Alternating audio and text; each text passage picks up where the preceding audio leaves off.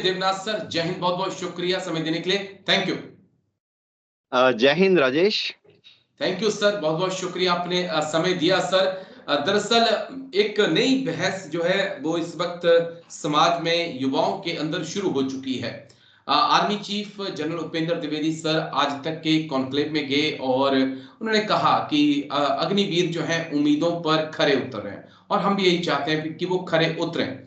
लेकिन जब young profile army बनाने की बात आती है तब मैं समझ नहीं पा रहा था कि कैसे यंग आर्मी, हमारी यंग प्रोफाइल बनेगी आर्मी की। तो मैंने सोचा कि आपके साथ मैं इस मुद्दे पर बातचीत करूं और टेक्निकल को लेकर, जो टेक्निकल सोल्जर जाते हैं उनको लेकर आपके साथ बातचीत करूं। दो मुद्दों पर बातचीत करूंगा सर मैं आज आपके साथ, प्लीज समझाइएगा। पहला जो मेरा पॉइंट है कि यंग आर्मी आपकी कैसे बनेगी। आप मैक्सिमम 60 से 80 हजार भर्ती कर रहे हैं, उनमें से आप अब अगले 2027 में 40,000 को रिटायर कर दोगे, यानी 75% को। जो आपके पास बचेंगे उनकी उम्र तो स्थिर नहीं है सर। वो 19 के हुए थे, वो 23 में पहुंच जाएंगे। वो 23 साल के तो हो ही जाएंगे, 23 साल बाद वो 25 के भी होंगे, 27 के भी होंगे। तो यंग प्रोफाइल कैसे आप बनाएंगे, क्या कंसेप्ट क्या है सर ये? राजेश, जिन्होंने भी अग्निवीर प्रोजेक्ट के बारे में सोचा था उन्होंने कभी मैथ्स नहीं पढ़ा, उन्होंने कभी स्टैटिस्टिक्स नहीं पढ़ा। दावा करते रहे कि अग्निवीर बनाएंगे तो एज प्रोफाइल कम हो जाएगी जी।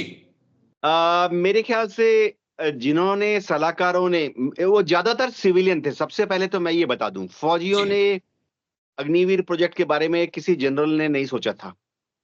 अग्निवीर प्रोजेक्ट जो है फौज के ऊपर मिनिस्ट्री ऑफ डिफेंस से या हमारे जो सिक्योरिटी एडवाइजर्स हैं, जी हाँ, अजीत डोभाल सर भी इसमें शामिल थे, उन्होंने थोप दी जबरदस्ती। इनमें से किसी ने भी मैथ्स नहीं पढ़ा। मैं कैसे एज कम होगी? समझिए एक बटालियन में 1000 जवान होते हैं। देखिए, एक पहले जो लॉन्ग सर्विस होती थी, समझिए कि वो करीबन 20 साल तक सर्विस करते थे। तो आज भी वही चीज लागू है जी। अग्निवीर 4 साल की सेवा के बाद उनमें से 25% जो हैं वो पक्के हो जाएंगे, 20 साल नौकरी करेंगे। बिल्कुल सर।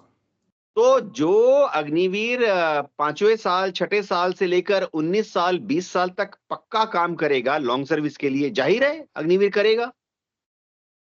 तो फिर उम्र कैसे कम होगी? बटालियन में 20 साल की लॉन्ग सर्विस वाले अग्निवीर होंगे, जवान होंगे। देखो, ये मेरे ख्याल से भारत सरकार को कुछ पढ़े लिखे ऐसे लोगों को बुलाना चाहिए जो कि स्टैटिस्टिक्स पढ़ते हों। एक बटालियन में अगर 1000 जवान हैं और समझिए 20 साल की लॉन्ग सर्विस चल रही है पहले वाले सिस्टम में, ओके। तो हर साल 50 जवान आते थे, हर साल 50 जवान रिटायर होते थे। बिल्कुल। उनकी एक एज प्रोफाइल रहती थी। एवरेज अगर समझ लो तो एक बटालियन में 10 साल की सर्विस वाले होते थे। कुछ जवान जिनकी महज 6 महीने 1 साल की नौकरी है, और कुछ जवान ऐसे जिनकी 20 साल की लॉन्ग सर्विस होने वाली है। सेम सिस्टम अब भी रहेगा। एग्री। बटालियन में हर साल अब भी 50 अग्निवीर ज्वाइन कर रहे हैं। जी।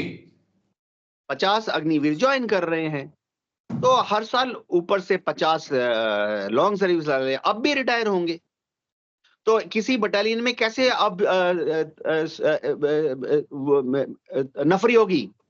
1 साल की सर्विस वाले अग्निवीर 50, 2 साल की सर्विस अग्निवीर 50, 3 साल की सर्विस वाले अग्निवीर 50, 4 साल की अग्निवीर 50, 200। बिल्कुल। तो 1000 में से 200 जवान जो होंगे कच्चे होंगे, जवान होंगे, युवा होंगे, बिना मूछ वाले होंगे, बच्चे होंगे। लेकिन भाई, जब तुम उनको 25 साल 5वें साल में जो 25% को परमानेंट बनाओगे, वो तो बटालियन में रहेंगे ना 20 साल की नौकरी तक या उससे ज्यादा। तो उम्र कैसे कम होगी? क्योंकि भर्तियां भी तो उतनी हो रही है ना सर। ये तो है नहीं कि आप ज्यादा भर्तियां कर रहे हैं, भर्तियां उतनी ही हो रही हैं। और इनमें से सबसे अहम बात कि अगर 200 जवान एक यूनिट के अंदर हैं, इन 200 में से तो लगभग 160 तो बाहर हो जाएंगे। एकदम राजेश, क्या है कि भारत सरकार के जो सिविलियन एमओडी में पद अधिकारी हैं और श्री अजीत डोभाल, मैं उनको बहुत सम्मान करता हूं। इनके जो एडवाइजर्स हैं, देखो मैं इसी लॉजिक को दोबारा समझाता हूं। भारत की फौज कितनी तगड़ी है, समझो 10 लाख या 12 लाख जी। हर साल अग्निवीर कितने ले रहे हैं, 50,000 या 60,000। तो जाहिर बात है हर 20 साल में पूरा टर्नओवर हो रहा है। अगर भारत की फौज की नफरी 10 लाख या 12 लाख है, हर साल हम 50 या 60,000 अग्निवीर ले रहे हैं, तो 20 साल में पूरा टर्नओवर, यानी नीचे से इतने ने ज्वाइन किया, ऊपर से उतने रिटायर हो गए, 50-60,000 हर साल रिटायर। तो फिर उम्र कहां कम हुई? उम्र कहां से? हर साल हम 50,000 60,000 ले रहे हैं, तो 4 साल के अग्निवीर यानी 50,000 लेते हो तो 2 लाख जी। 60,000 हर साल ले रहे हैं तो 2,40,000 अग्निवीर हैं। और भाई बाकी जो है 5 साल से जो पक्के हो रहे हैं, 20 साल तक की लॉन्ग सर्विस करेंगे या ज्यादा, वो तो वहीं रहेंगे ना। सरकार ने उनको तो मना नहीं किया है। बिल्कुल। तो भाई एज कहां से कम हो गई? 5वें साल से जो पक्के होने वाले हैं और वो 20 साल तक काम करेंगे, उनकी उम्र तो बढ़ती रहेगी ना। बढ़ती रहेगी, बिल्कुल साहब। समझिए, समझ लो, वो 20 साल में ज्वाइन कर रहे हैं, 20 साल की उम्र में, जी। तो चौथे साल तक उनकी उम्र हो गई 24 एग्री। 25, और उसके बाद वो 20 साल और काम करेंगे तो उम्र उनकी हो जाएगी 45। तब तक तो काम कर रहे हैं ना, तो 45 साल तक तो वो लोग काम करेंगे। तो भाई कागज कलम लेके बैठ जाओ कि 5 साल की नौकरी वाले कितने होंगे, 6 साल की नौकरी वाले कितने होंगे, 7 साल की नौकरी के लिए कितने होंगे, डा डा डा डा डा 18 साल वाले कितने होंगे नौकरी, 19 साल की नौकरी वाले कितने होंगे, 20 साल की, जमा कर लो। तो इन लोगों ने मैथ्स नहीं पढ़ी। एक मैथ्स का ब्रांच होता है स्टैटिस्टिक्स। तो बिल्कुल मैं साहब। श्री अजीत डोभाल जी से हाथ जोड़ के निवेदन है कि कृपया अपने एडवाइजर्स को बुलाइए जिन्होंने मैथ्स पढ़ी है, और डन। यकीन मानिए 2 मिनट में दूध का दूध पानी का पानी, की इससे उम्र नहीं कम होने वाली, वरन मैं बताता हूं इससे उम्र बढ़ने वाली है। ओके। एवरेज एज बढ़ जाएगी। क्यों? देखो राजेश, भारत सरकार ने जो प्लान बनाया, श्री अजीत डोभाल जी ने जो प्लान थोपा है फौज के ऊपर, चौथे साल के बाद 5वें साल में के पहले जी। 100 में से 75 को भगा दिया जाएगा। बिल्कुल भग साहब। भग 100 में से 25 को रख लिया जाएगा। उसका क्या मतलब है कि अगर आपको फौज की नफरी उतनी ही रखनी है, यानी 10 लाख 12 लाख, तो आपको 5वें साल से 4 गुना ज्यादा बुढ़े रखने पड़ेंगे। एग्री। एग्री, ये पॉइंट भी है सर। अगर आपको फौज की नफरी, तो ये चीज नहीं तो क्या होगा, अगर 100 में से 75 को भगा दिया हमने और सिर्फ 25 को रखा, फिर तो फौज की नफरी 12 लाख से कम होके 10 लाख, 10 लाख से कम होके 8 लाख, 8 लाख से कम होके 6 लाख। बल्ले बल्ले, भारत सरकार पेंशन की चिंता करी थी, यहां तो तनख्वाह भी नहीं देनी पड़ेगी, क्योंकि फौज की नफरी जो है कम होके 8 लाख, 6 लाख, 4 लाख, 2 लाख हो जाएगी। और ये गवर्नमेंट ऑफ इंडिया एक मैथमेटिकल मॉडल होता है, एक इंपेरिकल स्टडी होती है, शब्द है। अब मेरे भाई ज्यादातर फौजी भाई हैं, मैं जी। ज्यादा भारी नहीं बना सकता। इंपेरिकल स्टडी करे कि अगर हमने 100 में से 75 को बोला भग फुट, और सिर्फ 25 को रखा, तो भाई फिर तो बुढ़े, क्योंकि हमें 4 गुना ज्यादा 5वें साल में हमें रखने पड़ेंगे ना, 4 गुना ज्यादा, 3 गुना बिल्कुल। ज्यादा। अगर मैं बड़ा मोटा मोटा अगर मैं समझाना चाहूं या समझूं अपने लिए कि अगर हमें यंग आर्मी चाहिए, आपको हर साल तो कम से कम आपको लगभग 2,40,000 लोगों की भर्ती करनी चाहिए थी। उसमें से 60,000 को आप रखते और बाकियों को आप विदा कर देते, तब तो हम मानते कि एक यंग प्रोफाइल आपकी बन रही है। ऐसे तो मुश्किल है सर। मैं बस एक थोड़ा सा पॉइंट बीच में जोड़ना चाह रहा था, क्योंकि मुझे ना 2020 याद आ गया, जब गलवान हुआ और उसके बाद हमारे जवानों ने चीनियों को जमकर धोया, जमकर कूटी, जमकर पिटाई की उनकी। तो हम भी बड़े मजे से कहते थे कि भाई देखिए चीन की चॉकलेट आर्मी है, 5 साल वाले हैं, इनको पता है कि 5 साल हमने रहना है, तो जान बचा के वो निकल लिए। तो यही क्योंकि चीन ने, अब जो मेरे पास खबरें, चीन ने अपने जो हायरिंग प्रोसीजर है, जो सर्विंग का जो प्रोसीजर है, उसको बदला है। अब वो 5 की बजाय 10 साल से और उससे ज्यादा के बारे में विचार कर रहा है और उसने उस पर अमल करना शुरू कर दिया है। तो क्या हम उस रास्ते पे बढ़ रहे हैं जिस रास्ते पे चीन चोट खा चुका है? राजेश, हमारी फौज को, खासतौर से आर्मी को, जब से अग्निवीर शुरू हुई है, 2 साल 3 साल होने वाले हैं, चौथा साल आने वाला है, इतना भयंकर नुकसान हुआ है आर्मी की ट्रेनिंग को। चीन की आर्मी का सबक सिर्फ हमारे इंडियन आर्मी के जनरल साहब पढ़ते हैं। ये मिनिस्ट्री ऑफ डिफेंस में जो बैठे हुए ना, joint secretary, additional secretary, secretary, उनको कख नहीं मालूम, ना वो चीन की आर्मी के बारे में स्टडी करते हैं। राजेश, मैं आपको ये चीज बताना चाहता हूं कि भारत सरकार को समझना चाहिए कि भाई, फौज में इन्फेंट्री का जवान या दूसरे जवान, आर्टिलरी, जी, आर्मर्ड का जवान, उसकी ड्यूटी और उसको जो चीजें सिखलाई जाती हैं, आप वो चीज दिल्ली पुलिस के बराबर मत समझो। एग्री। लेकिन भारत सरकार में, मिनिस्ट्री ऑफ डिफेंस में, इनको सिर्फ नजर आती है क्या? इनको दिल्ली पुलिस नजर आती है। दिल्ली में है ना ये लोग, जी, बड़े बड़े आलीशान बंगलों में रहते हैं, ये एडिशनल सेक्रेटरी और जॉइंट सेक्रेटरी। दुख की बात यह है राजेश कि जिन बड़े बड़े डिफेंस सेक्रेटरीज ने इस चीज को लागू किया था, वो तो आज है ही नहीं वहां पर। वो तो चला गया, वो स्टील मिनिस्ट्री में चला गया, जी, या सिमल सेक्रेटरी बन के चला गया, चीफ एग्री। सेक्रेटरी बन के चला गया। तो जब अभी अगले साल से, अगले अगले साल से जब अग्निवीर के भयंकर दुष्परिणाम सामने आएंगे, तब एक नया डिफेंस सेक्रेटरी होगा। वो बोलेगा, मैनू कुछ नहीं पता जी, मैं तो कल तक मच्छी मार मंत्रालय में सेक्रेटरी था। I was agree. secretary of kabutars. I was secretary of many crocodiles in wildlife department. तो हो ये रहा है कि हमारी आर्मी को इतना भयंकर नुकसान पहुंचे, ये इनको पता नहीं है। इनको सिर्फ नजर आता है भारत सरकार को कि पेंशन, पेंशन कैसे बचेगी। पेंशन दूसरा तरीका बेवकूफ। भी है पेंशन सर, क्योंकि पेंशन की बात है, क्योंकि मैं लंबा वक्त नहीं लूंगा आपसे। पेंशन अगर आपको वाकई में कम करनी है तो आप, एक जो विधायक अगर 5 बार विधायक बनता है सर, उसको 5 बार की पेंशन मिलती है। जो सांसद 10 बार सांसद बन जाता है, वो 10 बार की पेंशन लेता है। और उसकी पेंशन वो नहीं होती है जो जवान हमारे लेते हैं कि 28-30 हजार रुपया, वहां पर लाखों में बात जाती है। तो वहां से एक कटौती हो सकती है। पैसा बचाना है आपने, आप जो चुनावी रैलियों में प्रचार में इतना ज्यादा खर्च करते हैं, आप वहां से पैसा बचा सकते हैं। लेकिन वो कौन राय दे, कहते हैं ना। मैं एक बस एक आखिरी पॉइंट इस मुद्दे पर आपसे समझना चाहूंगा कि टेक्निकल को लेकर, और जो टेक्निकल अग्निवीर हैं उनकी बहुत कईयों की रिक्वेस्ट आई सर कि हमारे बारे में थोड़ी बात करिए।